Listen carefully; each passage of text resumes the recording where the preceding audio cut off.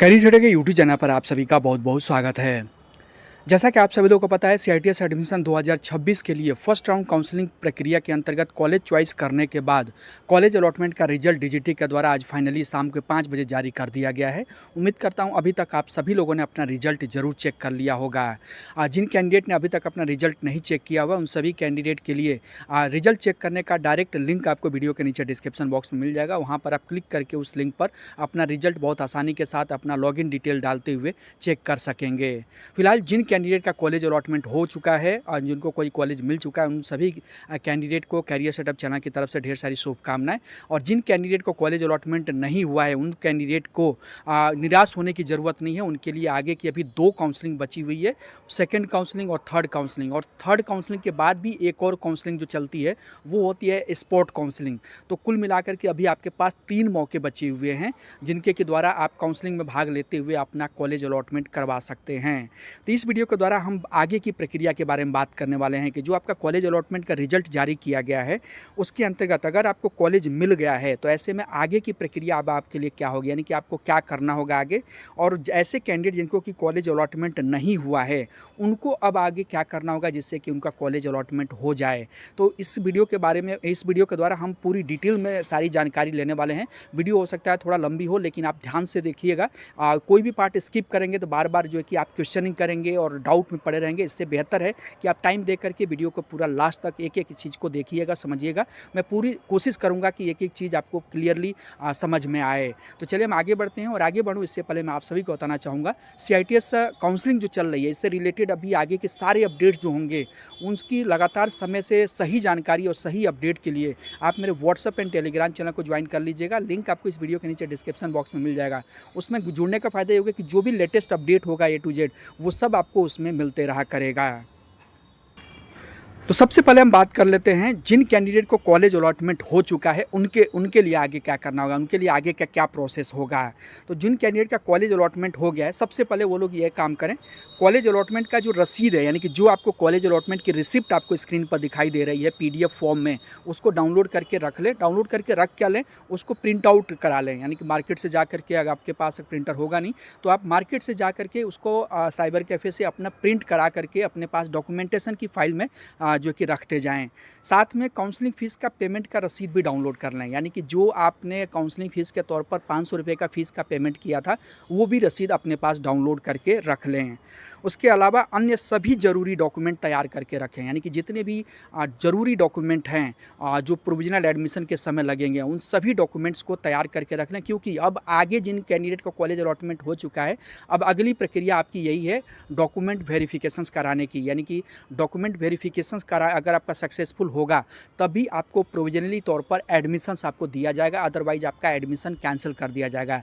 तो अब जिन कैंडिडेट को कॉलेज अलॉटमेंट हो गया, उनके लिए पहली प्रायोरिटी यही है कि आप अपना डॉक्यूमेंटेशन की प्रक्रिया को कंप्लीट करें। और प्रोविजनल एडमिशन के समय लगने वाले सभी डॉक्यूमेंट्स की, यानी कि जो जो डॉक्यूमेंट्स लगेंगे, उन सभी डॉक्यूमेंट्स की लिस्ट आपको एक अलग वीडियो के माध्यम से मैं आप सभी को प्रोवाइड कर दूंगा। उसमें सारी चीज़ें आपको क्लियरली एक एक चीज़ मेंशन रहेगी कि क्या क्या डॉक्यूमेंट्स आपको प्रोविजनल एडमिशन के समय लगेंगे, जो कि बहुत ही जल्द आपको चैनल पर मेरे अपलोडेड मिल जाएगी। तो उसको आप देख लीजिएगा। वहाँ से जितने भी प्रोविजनल एडमिशन के समय लगने वाले सारे डॉक्यूमेंट्स से उनकी लिस्ट आप चेकआउट कर पाएंगे।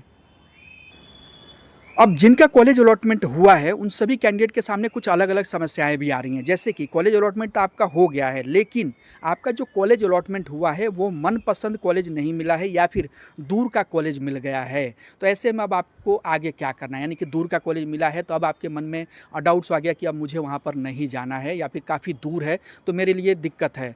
भैया यहाँ पर आप सभी से मैं ये कहना चाहूँगा कि अगर आपको दिक्कत थी या फिर दूर का कॉलेज था, तो जो आप कॉलेज चॉइस कर रहे थे, उस टाइम आप क्या कर रहे थे, क्यों आप कॉलेज चॉइस कर रहे थे? कॉलेज चॉइस करने के लिए इसीलिए आपको 4 दिन का टोटल टाइम दिया गया था। क्या इन 4 दिनों में आपने ये डिसाइड नहीं किया कि कहाँ मुझे कॉलेज चाहिए? और आप कॉलेज अगर डिसाइड करके 5 कॉलेज आपने प्रेफ़रेंस दिया था, तो वो प्रेफ़रेंस जो आपने दिया था, कैसे दिया था? आपने कुछ सोच समझ के ही तो दिया था कि आपको इनमें से कोई भी कॉलेज मिलेगा तो हम वहाँ पर जाने के लिए तैयार हैं। तो अब आपको कॉलेज मिल गया तो भी दिक्कत है कि आपको दूर है, जो आपके लिए कॉलेज दूर है, हम नहीं जा सकते हैं। तो ऐसे में तो फिर ये आपकी गलती है, मूर्खता है कि आप वो उस कॉलेज को डाले भी हैं उसमें लिस्ट में, और आपको कॉलेज मिल गया तब आप कह रहे हैं हैं कि दूर है, तो ऐसे में तो फिर आप ही के आप जो कि अपने तरफ से गलती कर रहे हैं। लेकिन जो भी हो, आपकी तरफ से अगर गलती फिर भी हो गई, लेकिन अब आप चाहते हैं कि वहाँ काफ़ी दूर है, हम नहीं जाना चाहते हैं, तो ऐसे में आपके पास अब आप 2 ऑप्शन हैं। 2 ऑप्शन के अंतर्गत जो पहला है, वो ये है कि नेक्स्ट राउंड काउंसलिंग भाग लें। नेक्स्ट राउंड की जो काउंसलिंग चलेगी सेकंड राउंड की, उसमें आप पार्टिसिपेट करें। लेकिन उसके लिए ज़रूरी ये है कि जो आपको अभी कॉलेज मिला हुआ है, उसको आपको छोड़ना पड़ेगा। यानी कि आपको प्रोविज़नल एडमिशन लेने, डॉक्यूमेंट वेरिफिकेशंस कराने नहीं जाना है, अगर आप नेक्स्ट राउंड की काउंसलिंग में भाग लेना चाहते हैं तो। इस चीज़ को ध्यान रखिएगा कि अगर आप जो भी कॉलेज आपको मिला है, अगर वो दूर है, काफ़ी दूर है, आप नहीं जाना चाहते हैं, तो ऐसे में आपको अपना प्रोविज़नल एडमिशन कराने नहीं जाना है, अपने घर पर ही बैठे रहना है। सेकंड काउंसलिंग का अब आपको वेट करना है। एक बार आप प्रोविज़नल एडमिशन कराने चले गए, तो ऐसे में आप कॉलेज अगले राउंड की काउंसलिंग है, उसमें भाग नहीं ले सकेंगे। तो पहला ऑप्शन तो ये है। दूसरा ऑप्शन है आपके पास प्रोविज़नल एडमिशन यानी कि डॉक्यूमेंट वेरिफिकेशंस, कि दूसरा ऑप्शन ये है कि आप अपना डॉक्यूमेंट वेरिफिकेशंस करवाइए। जो कॉलेज चाहे वो दूर का मिल गया हो या मनपसंद नहीं भी मिला हो, तो आप अपना डॉक्यूमेंट वेरिफिकेशंस करवाइए, और डॉक्यूमेंट वेरिफिकेशंस करवाने के बाद आप कॉलेज ट्रांसफ़र की प्रक्रिया में भाग ले सकेंगे, यानी कि आप कॉलेज ट्रांसफ़र करवा सकेंगे। लेकिन उसके लिए ज़रूरी ये है कि आपको दूसरा वाला केस जो है कि कंप्लीट करना पड़ेगा, यानी कि आपको अपना डॉक्यूमेंट वेरिफिकेशन कंप्लीट कराना होगा। जब तक आप डॉक्यूमेंट वेरिफिकेशंस नहीं कराएंगे, आप कॉलेज ट्रांसफ़र की प्रक्रिया में भाग नहीं ले सकते हैं। ऐसे में एक चीज़ और ध्यान रखना होगा कि एक बार आप डॉक्यूमेंट वेरिफिकेशन करा लिए, प्रोविज़नल एडमिशन हो गया, तो अब आपके आगे के सारे रास्ते काउंसलिंग के बंद हो चुके हैं। यानी कि अब आप किसी भी राउंड के काउंसलिंग की प्रक्रिया में भाग नहीं ले सकते हैं। केवल आपके पास प्रोविज़नल एडमिशन करा लेने के बाद, यानी कि जो दूसरा केस की का हम डिस्कशन कर रहे हैं, ये करा लेने के बाद एक ही ऑप्शन आपके पास अब बचा रहेगा। वो ये रहेगा कि आप कॉलेज ट्रांसफ़र की प्रक्रिया में भाग ले सकते हैं, यानी कि अपना कॉलेज ट्रांसफ़र करा सकते हैं। वो भी कॉलेज ट्रांसफ़र हो या ना हो, ये ज़रूरी नहीं है। ये भी आपका जो काउंसलिंग की कॉलेज ट्रांसफ़र की प्रक्रिया चलती है, ये भी मेरिट के बेस पर चलती है। जैसे आपका कॉलेज अलॉटमेंट अभी आपके मेरिट के बेस पर और कॉलेज चॉइस के बेसिस पर किया गया है, आपके कोटे के बेस पर किया गया, सेम उसी तरीके से कॉलेज ट्रांसफ़र की प्रक्रिया भी सीटों की अवेलेबिलिटी पर, जिस कॉलेज को आप चॉइस कर रहे हैं वहाँ सीट खाली है कि नहीं है, आपकी मेरिट कितनी अच्छी है, आपके पास आरक्षण का कोटा कौन सा है, ये सब कुछ कंसीडर करते हुए कॉलेज ट्रांसफ़र किया जाता है। तो कॉलेज ट्रांसफ़र ज़रूरी नहीं कि आपका हो ही जाए। तो यहाँ पर आपको इन्हें जो कि अच्छे तरीके से समझ लिया होगा कि अगर आपको जो कॉलेज मिला है वहाँ पर आप नहीं एडमिशन्स लेना चाहते हैं, तो ये 2 ऑप्शंस है। इन दोनों ऑप्शन को मैंने डिटेल में आप सभी को समझा दिया है। अब उसी में एक केस ये है, जैसा कि अभी हमने थोड़ी देर पहले इसके बारे में डिस्कस कर लिया कि मनपसंद कॉलेज नहीं मिला है या फिर दूर का कॉलेज मिला है, तो क्या हम अभी ट्रांसफ़र करा सकते हैं। यानी कि बहुत सारे कैंडिडेट ये भी कमेंट्स कर रहे हैं या फिर मैसेज करके बोल रहे हैं कि सर हमको अच्छा कॉलेज नहीं मिला है या फिर दूर का कॉलेज मिला है, तो क्या हम कॉलेज ट्रांसफ़र करा सकते हैं। तो हाँ, बिल्कुल करा सकते हैं, लेकिन कंडीशन वही है। फिर से यहाँ पर मैं आप सभी को बता दूँ, कॉलेज ट्रांसफ़र आप डायरेक्ट नहीं करा सकते जब तक आप अपना डॉक्यूमेंट वेरिफिकेशन यानी कि प्रोविज़नल एडमिशन्स नहीं कराते हैं। ये कराएंगे आप, तभी आप कॉलेज ट्रांसफ़र की प्रक्रिया में भाग ले सकते हैं। उसके पहले आप कॉलेज ट्रांसफ़र नहीं करा सकते हैं।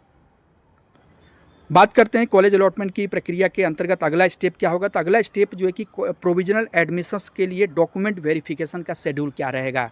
यानी कि जो आप प्रोविज़नल एडमिशन कराने जाएंगे, तो उसके अंतर्गत डीवी आप कराते हैं, जो डॉक्यूमेंट वेरिफिकेशन, उसका शेड्यूल। तो शेड्यूल आप यहाँ पर स्क्रीन पर देख सकते हैं।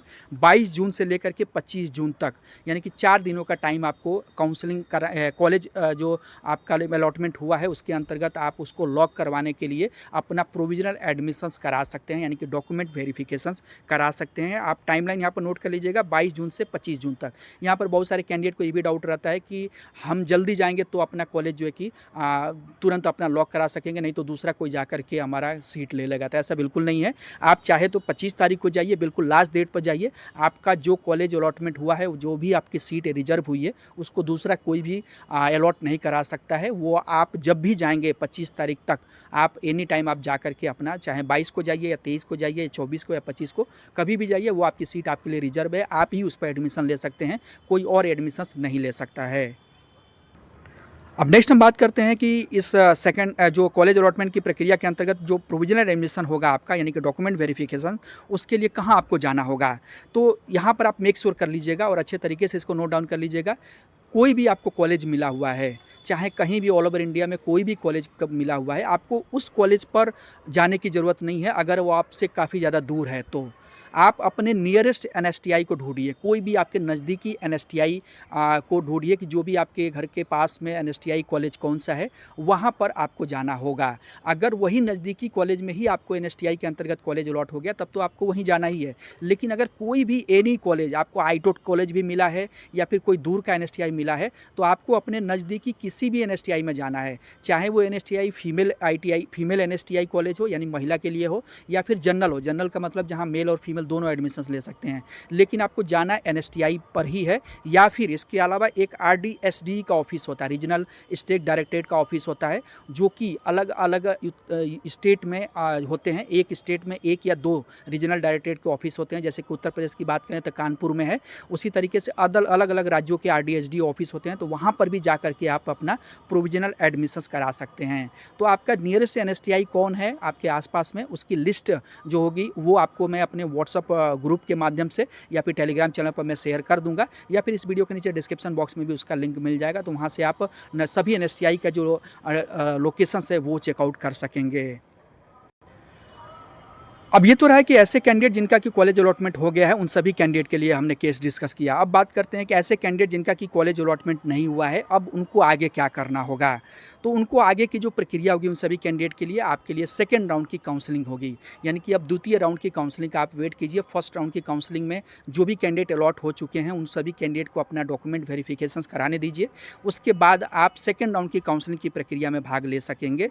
और इसके लिए सेकेंड राउंड की काउंसलिंग में वही भाग ले सकेंगे जिन्होंने अपना प्रोविजनल एडमिशन नहीं कराया होगा। अगर आपने प्रोविजनल एडमिशन करा लिया है तो ऐसे में सेकेंड राउंड की काउंसलिंग में भाग नहीं ले सकेंगे। और जिनको कॉलेज अलॉटमेंट नहीं हुआ है फर्स्ट राउंड में, जाहिर सी बात है वो प्रोविजनल एडमिशन नहीं कराएंगे। लेकिन जिनको कॉलेज अलॉटमेंट हो गया फर्स्ट राउंड की काउंसलिंग में, अगर उन्होंने भी उनको भी अगर सेकेंड राउंड की काउंसलिंग की प्रक्रिया में भाग लेना है तो उनके लिए केस यही होगा कि अपना प्रोविजनल एडमिशन आपको ना कराएं।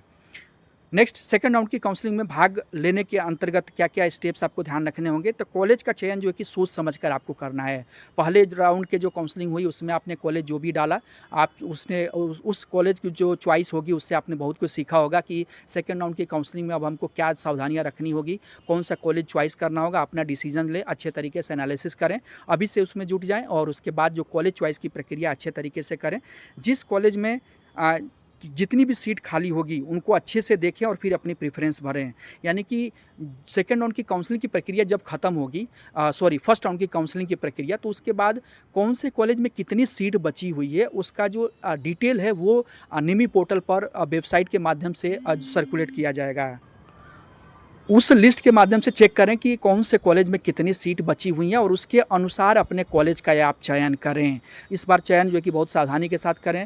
जो भी कॉलेज डालें उसमें थोड़ा सा ये प्रेफरेंस रखें कि आईटोट को भी आप प्राथमिकता दें, क्योंकि बहुत सारे कैंडिडेट का कॉलेज अलॉटमेंट इसलिए भी नहीं हो पाया है क्योंकि वो सभी कैंडिडेट एनएसटीआई को प्रीफर कर रहे हैं। तो आईटोट कॉलेज जो भी हैं उनको भी आप प्रीफरेंस दें। और आईटोट कॉलेज के बारे में मैं ऑलरेडी आप सभी को पिछली वीडियो के माध्यम से बता चुका हूँ कि आईटोट और एनएसटीआई में कोई डिफरेंसेज ज़्यादा नहीं है। बहुत सारे कैंडिडेट आईटोट के नाम से ये सोचते हैं कि वहाँ पर फीस ज़्यादा होगी या फिर और भी बाकी सारी चीज़ें हैं जो कि एनएसटीआई से काफ़ी अलग होंगी। तो ऐसा बिल्कुल नहीं है। एनएसटीआई और आईटोट में कोई ज़्यादा डिफरेंसेज नहीं है। फीस का ही मेन डिफरेंस है जो कि 5 से 10% का ज़्यादा से ज़्यादा फीस आईटोट में ज़्यादा हो सकती है। इससे ज़्यादा कोई डिफरेंसेज नहीं रहते हैं। तो आईटोट को भी आप प्रेफरेंस दें। सेकेंड राउंड की काउंसलिंग की प्रक्रिया के दौरान जैसे आपने फर्स्ट राउंड की काउंसलिंग के लिए कॉलेज चॉइस किया था, सेम उसी तरीके से आपको कॉलेज चॉइस करना होगा। जहां भी सीट खाली होगी उस कॉलेज को फिर से आप चॉइस के अंतर्गत भर सकेंगे। यानी कि जो आपने फर्स्ट राउंड की काउंसलिंग में कॉलेज चॉइस किए थे, अगर उन कॉलेज में भी सीट खाली है तो आप उनको भी सेकेंड राउंड की काउंसलिंग में भर सकेंगे। ऐसा नहीं है कि आप सेकेंड राउंड की काउंसलिंग में दूसरे कॉलेज भरने होंगे। जो भी कॉलेज खाली हैं, जो आपने फर्स्ट राउंड की काउंसलिंग में भाग लिया था वो हों या फिर कोई और कॉलेज हो, जहाँ पर भी सीट खाली होंगी उन सभी कॉलेज को सेकेंड राउंड की काउंसलिंग के अंतर्गत चॉइस में आप दे सकते हैं।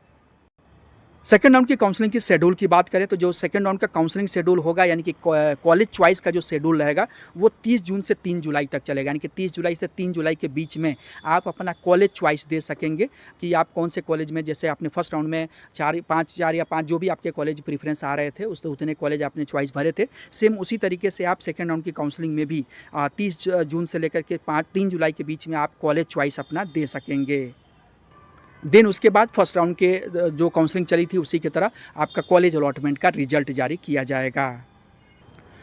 तो ये रहा प्रक्रिया टोटल उन सभी कैंडिडेट के लिए जिनका कॉलेज अलॉटमेंट हो गया है और वैसे कैंडिडेट जिनका कॉलेज अलॉटमेंट नहीं हुआ है। दोनों के केस में मैंने सारी पॉसिबिलिटीज़ आप सभी को बताई। उम्मीद करता हूँ वीडियो के माध्यम से अगर आपने पूरा वीडियो अच्छे तरीके से चेकआउट किया होगा, देखा होगा, तो आपको एक एक पॉइंट आपको अच्छे तरीके से समझ में आ गया होगा। इसके बावजूद भी अगर कोई डाउट है, कुछ भी क्वेरी है, तो आप मुझसे कमेंट करके सवाल कर सकते हैं। मैं उसका रिप्लाई देने की पूरी कोशिश करूँगा।